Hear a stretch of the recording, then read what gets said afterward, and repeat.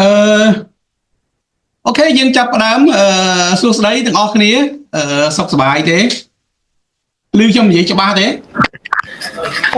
បាទជំរាបសួរលោកគ្រូសួស្តីលោកគ្រូបាទលើច្បាស់លោកគ្រូលើច្បាស់បាទអូខេជំរាបសួរលោកគ្រូបាទសប្បាយហើយលើច្បាស់ដែរអូខេដើម្បីកុំឲ្យយើងខាតពេលខ្ញុំចង់និយាយពី ground rule បន្តិចសម្រាប់នេះយើងកម្មវិធីយើងព្រឹកហ្នឹងខ្ញុំមាន slide តែ 2-3 slide ទេក៏ប៉ុន្តែខ្ញុំទុកពេលវេលាឲ្យយើងបានសួរឲ្យបានច្រើនអញ្ចឹងហើយបានជា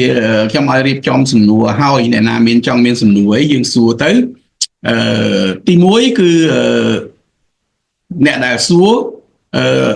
បើកកាមេរ៉ាដើម្បីឲ្យយើងទាំងអស់គ្នាបានស្គាល់ផងណាខ្ញុំបិទ live ហើយមិញដោយសារអីខ្ញុំអត់ចង់ live ទេពេលដែលយើងនេះខ្ញុំ live ដើម្បីឲ្យយើងចាប់ទីចំណាប់អារម្មណ៍អ្នកដែលចុះឈ្មោះដែលចូលរៀនចូលក្នុងវេទិកាហ្នឹងទេយើងបើកកាមេរ៉ាបន្តិចទៅហើយយើងចង់បិទវិញបិទទៅដោយសារអីលក្ខខណ្ឌសេវាអ៊ីនធឺណិតអត់សូវខ្លាំងហើយយើងបិទកាមេរ៉ាទៅវាច្បាស់ដែរទី2គឺអ្នកដែលសួរហ្នឹងគឺសូមណែនាំឈ្មោះពីអង្គភាពដែលយើងធ្វើការប្រភេទ business ណាដើម្បីឲ្យយើងទាំងអស់គ្នាយើងបានស្គាល់ហើយក្នុងហ្នឹងយើងក៏អាចមាននៅអ្វីដែលជាបទពិសោធន៍របស់យើងយកមកចែករំលែកបានដែរណាខ្ញុំអត់បិទទេយើងអាចចង់មានបទពិសោធន៍អីយកមកចែករំលែកអ្នកដែលចូលរួមជាមួយគ្នាហ្នឹងយើងអាចធ្វើរបៀបហ្នឹងព្រោះអីវាបានផលប្រយោជន៍ច្រើនជាងណាវាបានផលប្រយោជន៍ច្រើនជាងការដែលស្ដាប់តែខ្ញុំម្នាក់ឯងណាអញ្ចឹងយើងអាចចែករំលែកនៅបទពិសោធន៍ជាមួយគ្នាslide ខ្ញុំតែ 2-3 slide ទេណា 2-3 slide ទេខ្ញុំទុកឱកាសឲ្យសួរអូខេមុននឹងខ្ញុំចូលទៅ slide នេះហ្នឹង presentation របស់ខ្ញុំហ្នឹងតើមានអ្នកណាមានសំណួរអីទេពាក់ព័ន្ធជាមួយនឹង ground rule របស់យើងហ្នឹងមានទេមានពាក់ព័ន្ធជាមួយនឹងអ្វីដែលយើងនឹងត្រូវចាប់ផ្ដើមហ្នឹងមានទេអាហ្នឹងខ្ញុំអត់តន់ចូលដល់សំណួរដែលយើងត្រូវនេះទេណាបើអត់មានទេខ្ញុំនឹងចាប់ផ្ដើមប៉ុន្តែចំណុចមួយណាដើម្បីកុំឲ្យយើងខាតពេលវេលាយើងខ្ញុំចង់សំណូមពរមួយពេលដែលខ្ញុំសួរសំណួរអីមួយហ្នឹងសូមកុំឲ្យស្ងៀមស្ងាត់ទាំងអស់គ្នាអញ្ចឹងខ្ញុំវាពិបាកនឹងវិនិច្ឆ័យបើសិនណាជាយល់ឬមិនយល់យើងឲ្យសម្លេងមួយមកណាដើម្បីខ្ញុំសម្រាប់វិនិច្ឆ័យថាតើយើងយល់ឬមួយក៏មិនតន់យល់ខ្ញុំអាចនឹងពន្យល់បន្តទៅមុខទៀតណាអូខេឥឡូវយើង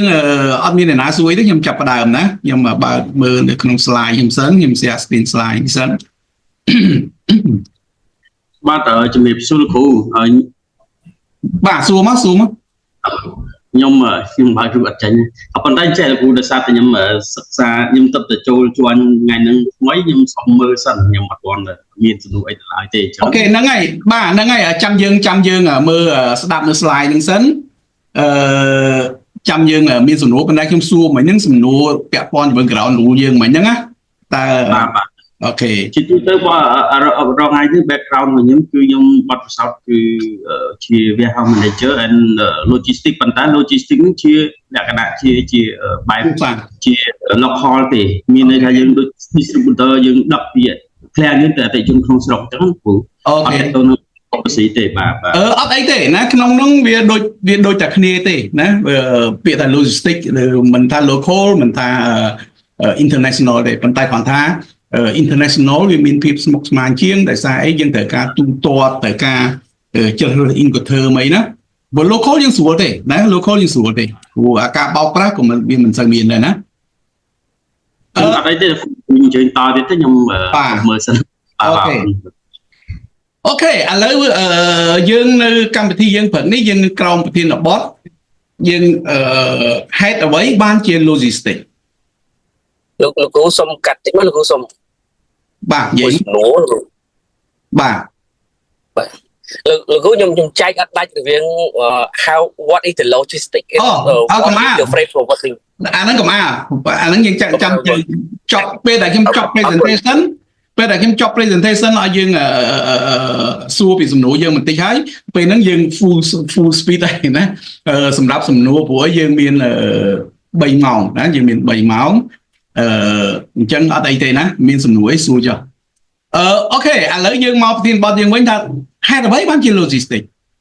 តើអាចកាត់បន្ថយថ្លៃដើមដោយរបៀបណាណាអូខេឥឡូវខ្ញុំមុននឹងខ្ញុំទៅមុខទៀតខ្ញុំចង់ឲ្យយើង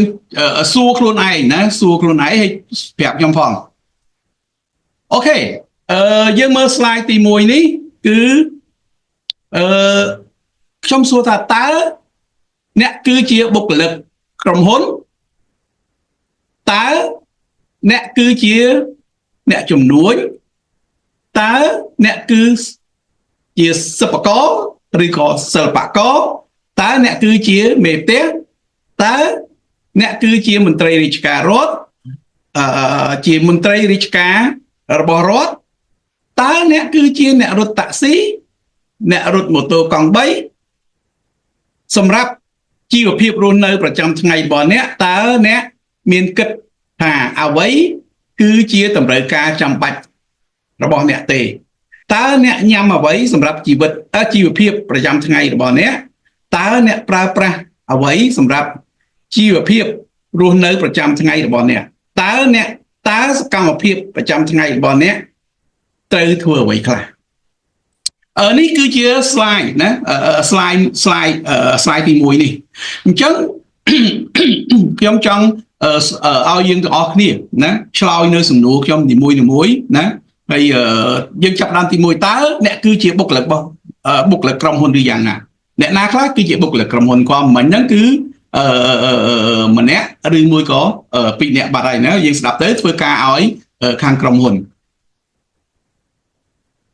អញ្ចឹងឥឡូវខ្ញុំចង់សួរទៅខ្ញុំចង់សួ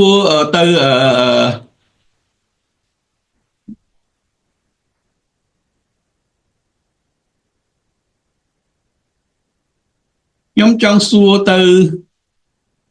អ្នកណាគេមុនគេចេះមិនបើកអត់ចឹងចង់សួរទៅដូរចុះដូររងថ្ងៃធ្វើការក្រុមហ៊ុនដែរមែនទេឬធ្វើរកស៊ីខ្លួនឯងបាទជម្រាបសួរលោកគ្រូឥឡូវបច្ចុប្បន្នធ្វើការឲ្យគេដែរលោកគ្រូក្នុងក្រុមហ៊ុន Transport លោកគ្រូអូខេដូររងថ្ងៃដូរឲ្យធ្វើការនៅក្រុមហ៊ុនហ្នឹងមានប្រើប្រាស់សម្ភារៈអីខ្លះនៅក្នុងនោះយើងមានឡានសម្រាប់យើងដឹកជញ្ជូនប្រចាំថ្ងៃអញ្ចឹងគ្រូអូខេហើយសម្ភារៈប្រើប្រាស់ដូចកុំព្យូទ័រអីមានប្រើដែរមែនទេ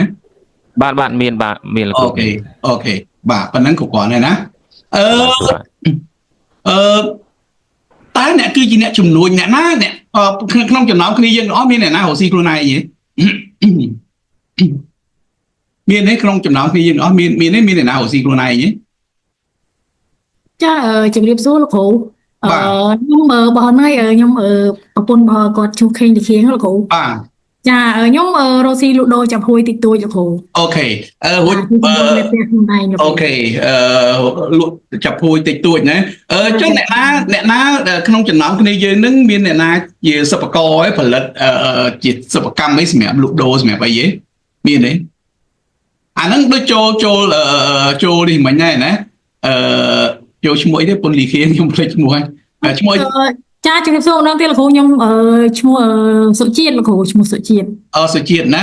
វាចូលសុជាតិដែរណាយើងក្នុងចំណោមយើងមានអ្នកណាជាសិល្បករអីទេ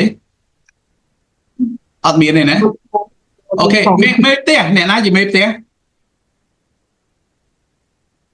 សុជាតិដែរតែមេផ្ទះដែរចាខ្ញុំទាំងពីរដែរលោកគ្រូចាយើងពុទ្ធិសាយើងរកស៊ីលក្ខណៈនៅផ្ទះអញ្ចឹងយើងអាចធ្វើជាមេផ្ទះផងយើងដូរបានផងបាទអ្នកណាជាមន្ត្រីរាជការមានអ្នកណាជាមន្ត្រីរាជការទេក្នុងចំណោមពួកយើង10នាក់ហ្នឹងអត់មានទេណាអូខេឥឡូវយើងមើលណាហេតុអីបានខ្ញុំដាក់សំណួររបៀបហ្នឹង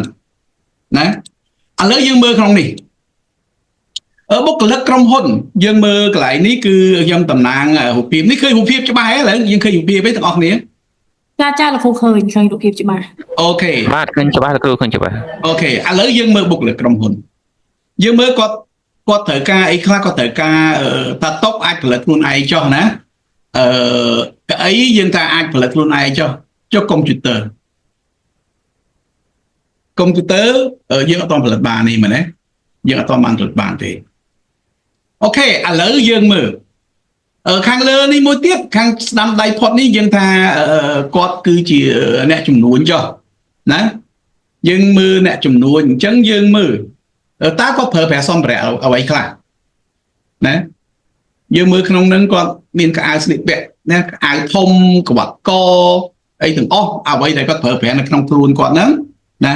បន្ទាប់មកទៀតយើងមើលខាងក្រោមនេះយើងមើលដូចជាផ្នែកខាងអាហារយើងមើលអាហារក្នុងនេះណាក្នុងនេះយើងមើលលើតុនេះមានតាំងពីទឹកផ្លែឈើមានតាំងពី hot dog មានតាំងពីកាហ្វេជាពិសេសកាហ្វេណាពេងប៉ាន់អីហ្នឹងណាហើយយើងមើលមកបែកខាងនេះទៀតយើងមើលខាងពួកតារាណាយើងមើលតារាគាត់ស្លៀកពាក់ក៏ត្រូវការតុបតែងខ្លួនស្លៀកពាក់សម្លៀកបំពាក់ស្អាតណារបស់ brand ដែលមកពីស្រុកក្រៅខាងក្រោមនេះយើងមើលនៅក្នុងនេះយើងមើលមេផ្ទះ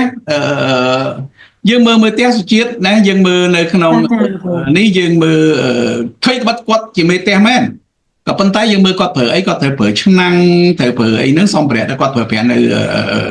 ផ្ទះណាកន្លែងនេះយើងថាគាត់គឺជាបុគ្គលិកកន្លែងនេះយើងហៅលើថាបុគ្គលិករដ្ឋចឹងណាបុគ្គលិកក្រុមហ៊ុននេះយើងមើលគាត់ប្រើអីខ្លះកុំព្យូទ័រគាត់ប្រើអ្វី iPhone ណាគាត់ប្រើអីយើងមើលខាងក្រោមនេះគឺអ្នករត់ម៉ូតូកង់3ណាអ្នករត់ម៉ូតូកង់3ហើយយើងមើលទាំងអស់ហ្នឹងតើស្រុកយើងបានផលិតម៉ូតូហើយនៅណាហើយបើយើងផលិតម៉ូតូបានហើយតើស្រុកយើងបានផលិតប្រេងខ្លួនឯងហើយឬនៅមកខាងនេះមួយទៀតណាមកខាងនេះមួយទៀតគឺជាសិប្បករណាគាត់ផលិតទឹកម្ទេសណាទឹកម្ទេសយើងអាចដាំខ្លួនឯងបានក៏ប៉ុន្តែពួកម៉ាស៊ីនគ្រឿងចក្រនេះគាត់ត្រូវការខានបានទេណាអញ្ចឹងប្រមាណរូបភាពទាំងអស់ហ្នឹងខ្ញុំចង់ឲ្យយើងយកមកគិតពិចារណាថាជាមួយនឹងប្រធានបទថាហេតុអ្វីបានជា logistic បើសិនណាជាគ្មាន logistic ទេសួរថាតើសម្ភារៈតម្រូវការទាំងអស់ហ្នឹងណាមិនថាឡើយតារាមិនថាឡើយអ្នក business មិនថាឡើយបុគ្គលិករដ្ឋមិនថាឡើយបុគ្គលិកឯកជនចុងភៅអ្នកអត់កង់3ទាំងអស់ហ្នឹងគាត់ត្រូវការប្រេងត្រូវការសាំងណាអញ្ចឹងទាំងអស់ហ្នឹងសួរថាយើងផលិតខ្លួនឯងបានឬអត់យើងអត់ផលិតខ្លួនឯងបានទេណាបើទោះបីជាយើងផលិតខ្លួនឯងបានសម្រាប់យកមកធ្វើនៅផលិតផលសម្រាប់បានក៏ប៉ុន្តែពេលខ្លះក៏យើងផលិតក្នុងលក្ខខណ្ឌជាពាក់កណ្ដាលសម្រាប់តែប៉ុណ្្នឹងឯងគឺយើងត្រូវពឹងផ្អែកទៅលើវត្ថុធាតុដើមឬសម្ភារៈផ្សេងទៀតដែលនាំចូលពីស្រុកក្រៅឧទាហរណ៍ដូចស្រុកខ្មែរយើងនិយាយថាយើងផលិតឡានប៉ុន្តែសួរថាគ្រឿងបង្គុំគ្រឿងអីទាំងអស់ហ្នឹងគ្រឿងអេឡិចត្រូនិកដូចជាតួឡានតួអីហ្នឹងសួរថាយើងយកពីណាមកណាអញ្ចឹងយើងមើលឥឡូវយើងត្រឡប់មកប្រធានបទយើងវិញសំណួររបស់យើងវិញថាហេតុអីបានជា logistic អញ្ចឹងយើងមើល logistic គឺវាជាប់ពាក់ព័ន្ធជាមួយនឹងជីវភាពរស់នៅប្រចាំថ្ងៃរបស់យើងអត់អាចនិយាយថាយើងអាចធ្វើបានទាំងអស់ដោយមិនប្រើប្រាស់អ្វីដែលនាំចូលណាឬមួយក៏អ្វីដែលយើងទិញពី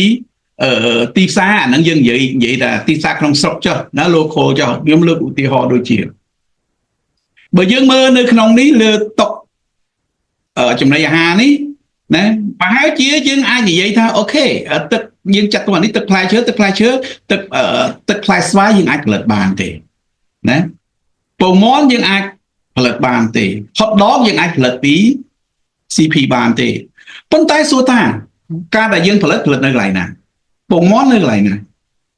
ពងមាន់នៅកសិដ្ឋានមែនទេប៉ុន្តែសួរថាចំណីអាហារនេះដែលជាផលិតផលសម្រាប់នៅកន្លែងណាអាចនៅភោជនីយដ្ឋានអញ្ចឹងសួរថាគឺយ៉ាងម៉េចពងមាន់មកដល់ភោជនីយដ្ឋានដោយការឆ្លងកាត់អីគេដឹកជញ្ជូនត្រូវទេត្រូវការដឹកជញ្ជូនត្រូវការវេចខ្ចប់ណាហើយបើសិនណាជាឆ្លងប្រទេសទៀតត្រូវការរត់ធ្វើបែបបត់នាំចេញនាំចូលយើងឃើញយើងមើល គាត់តែអ្វីដែលតិចតួចមួយតែប៉ុណ្្នឹងឯងរបស់តែសាមញ្ញបំផុតតែប៉ុណ្្នឹងទេអញ្ចឹងយើងមើលវាបានជាប់ពាក់ព័ន្ធជាមួយនឹងសកម្មភាព logistic រួចទៅហើយណាឧទាហរណ៍សុជាតិគាត់ជាមេផ្ទះណាក៏អត់ទៅណាទេគាត់ធ្វើម្ហូបប៉ុន្តែសួរថានៅពេលដែលគាត់ចង់បានត្រី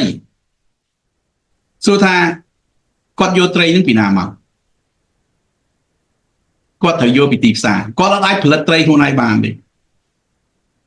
យើងឃើញទេអញ្ចឹងយើងមើលឧទាហរណ៍ខាងក្រោមនេះអ្នករត់កង់3សំបីតែអ្នករត់កង់3ក៏គាត់ពាក់ព័ន្ធជាមួយនឹងសកម្មភាព logistic ដែរគាត់ជាវិស័យដឹកជញ្ជូនស្រួលស្រាប់ហើយប៉ុន្តែបើសិនណាជាគាត់អត់មានសាំងចាក់ម៉ូតូរបស់គាត់តើម៉ូតូគាត់អាចប្រឆេះទៅមុខបានទេអត់បានអញ្ចឹងសាំងបានពីណាមកគាត់អាចចេះផលិតសាំងទេក៏អត់ចេះផលិតសាំងទេអញ្ចឹងសាំងគឺគាត់ទិញពីការ៉ាយកពីណាមកការ៉ានាំចូលពីសុខាអញ្ចឹងយើងមើលជីវភាពប្រចាំថ្ងៃរបស់យើងគ្រប់សកម្មភាពគ្រប់ចលនារបស់យើងទាំងអស់សុទ្ធតែពាក់ព័ន្ធជាមួយនឹង logistic បើសិនណាជាក្នុងសង្គមមួយមិនមានការគ្រប់គ្រងពីសកម្មភាព logistic ទេសង្គមនោះគឺដូចជំនាន់ខ្មែរក្រហមអញ្ចឹងវាមិនអាចទៅជាសង្គមស៊ីវិល័យវាមិនអាចទៅជាសង្គមមួយដ៏រស់រវើកវាអត់មានសកម្មភាពទាំងអស់ហ្នឹងទេតែស្អីវាអត់មានសកម្មភាព logistic ដែលឆ្លើយតបជាមួយនឹងតម្រូវការយើងឃើញទេអញ្ចឹងយើងមើល logistic គឺស្អីគេគឺ logistic គឺជាសកម្មភាពមួយដែលឆ្លើយតបជាមួយនឹងតម្រូវការរបស់មនុស្សនោះគឺជាសកម្មភាពជាក់ស្ដែងរបស់ logistic អញ្ចឹងសួរថាអ្វីក៏ដោយអាចកាត់ផ្តាច់បានពី logistic ទេគឺអត់អាចទេណាឲ្យតែយើងសង្គមមួយមានសកម្មភាពណាមានតម្រូវការគឺចំណេះដឹងផ្នែកខាង logistic គឺត្រូវតែមានការពាក់ព័ន្ធបើអត់មានសកម្មភាព logistic ដើម្បីគ្រប់គ្រងដល់សកម្មភាពនៅក្នុងសង្គមមួយនៅក្នុងក្រុមគ្រួសារមួយនៅក្នុងក្រុមហ៊ុនមួយណាគឺក្រុមហ៊ុនក្រុមគ្រួសារសង្គមនោះគឺវាទៅជាអត់អាចនិយាយថាងាប់វាមិនងាប់ជីវិតមនុស្សទេក៏ប៉ុន្តែវាអត់មានសកម្មភាពដូចថាវាអត់មានភាពរស់រវើកវាអត់មានភាពស៊ីវិល័យនេះគឺជាចំណុចស្នូលណាចំណុចស្នូលរបស់ logistic ណាបើទោះបីជាអ្នកខ្លះខ្ញុំតែងតែឲ្យនិយមន័យថាគឺយើងអាចណា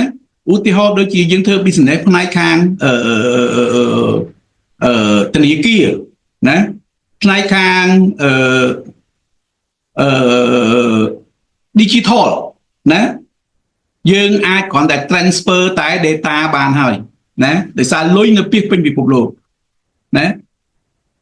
digital ណាឧទាហរណ៍ដូចជា data ដូចជារូបភាពយើងអាច download upload ណា download upload តាមអ៊ីនធឺណិតបានក៏ប៉ុន្តែសួរថាកាត់ផ្ដាច់ចេញពីសកម្មភាព logistic ទេនៅតែកាត់ផ្ដាច់អត់បានអញ្ចឹងសួរថាបើសិនណាជាត្រូវការ download upload រូបភាពឬ data ទាំងអស់ហ្នឹងអត់មានកុំព្យូទ័រអត់មាន router អត់មានខ្សែអ៊ីនធឺណិតសួរថាតែ upload data ទាំងអស់ហ្នឹងបានទេនៅតែអត់បានដដែលនេះឃើញទេអញ្ចឹងសួរថាសម្ភារៈទាំងអស់ហ្នឹងណា router កុំព្យូទ័រខ្សែអ៊ីនធឺណិតខ្សែ network ទាំងអស់ហ្នឹងសួរថាវាគឺជារបស់ដែលមិនអាច download តាមអ៊ីនធឺណិតបានទេវាត្រូវតែដឹកជញ្ជូនត្រូវការដឹកជញ្ជូនការដឹកជញ្ជូនតាមនៅក្នុងស្រុកវាជារឿងមួយក៏ប៉ុន្តែបើសិនណាជារបស់ហ្នឹងយើងផលិតអត់បានយើងដឹកមកពីក្រៅស្រុកអញ្ចឹងទៅឆ្លងកាត់អីគេឆ្លងកាត់ការដឹកជញ្ជូនតាមកប៉ាល់តាមឡានការធ្វើបែបបត់ទាំងអស់នោះហើយគឺជាសកម្មភាពរបស់ logistic ណាអញ្ចឹងខ្ញុំចង់ឆ្លើយជាមួយនឹងសំណួរមិញហ្នឹងអ្នកណាសួរខ្ញុំមិញក្រោយដូរមិញណាអ្នកណាគេមិញសួរចង់ញែកដាច់ហ្នឹងណាអ្នកណាសួរខ្ញុំមិញអាចនេះបានទេប្រាប់ខ្ញុំបានទេ